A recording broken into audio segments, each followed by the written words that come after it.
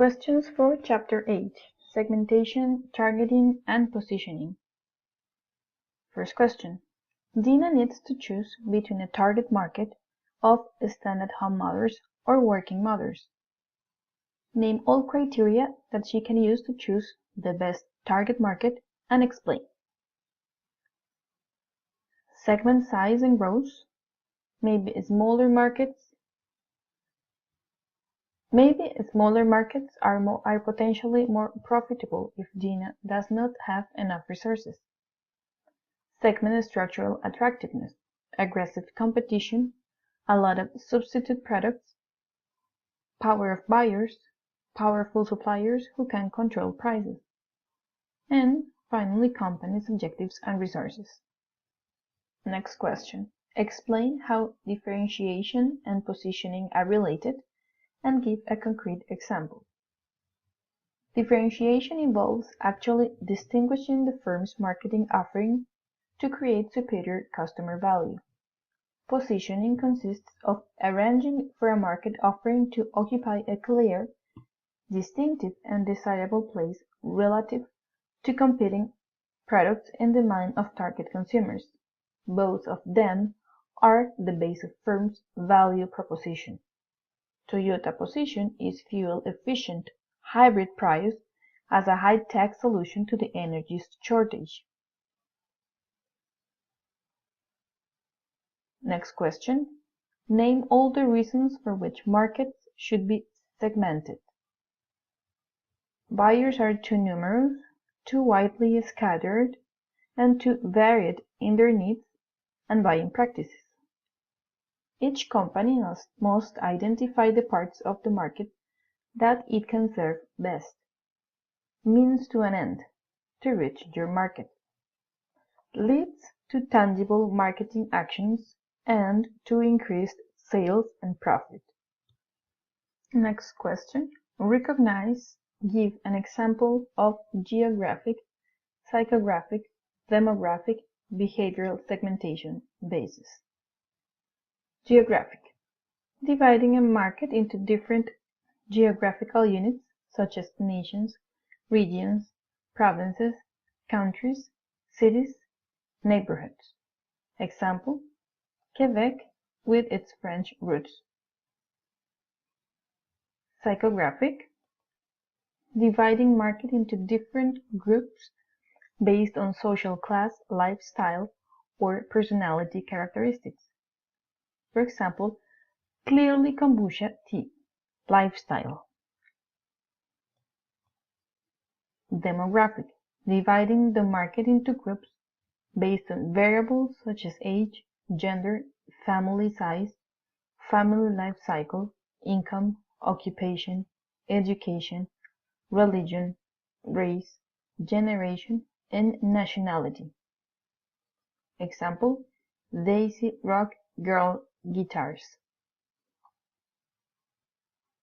Behavioral.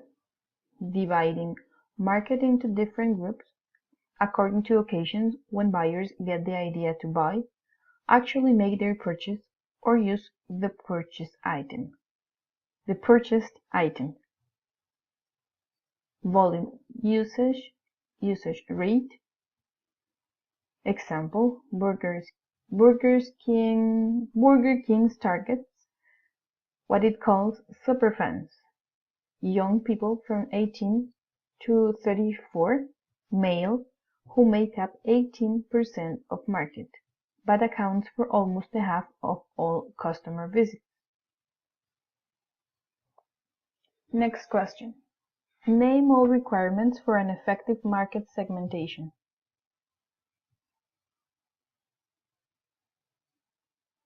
Measurable, accessible, substantial, differentiable, and actionable. Measurable refers to: can we measure the market in terms of its size, purchasing power, and profiles of segments? Accessible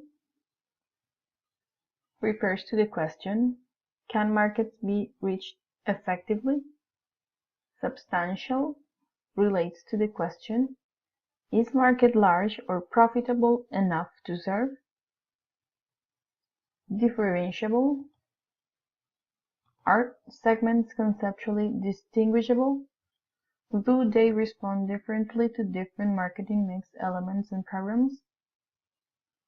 Actionable. Can programs be designed effectively to attract and serve the segments?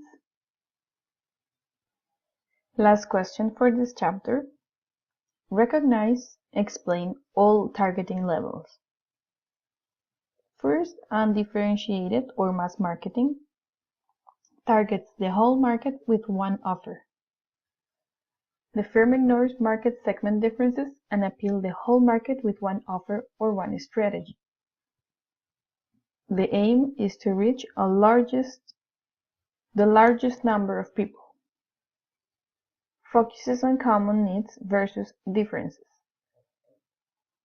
Differentiated or segmented marketing. Same product, different target market appeals. Smaller shares of larger target groups. The goal is achieve higher sales and a stronger position. More expensive than undifferentiated marketing. Then we have concentrated or niche marketing, which targets a large share of a small market.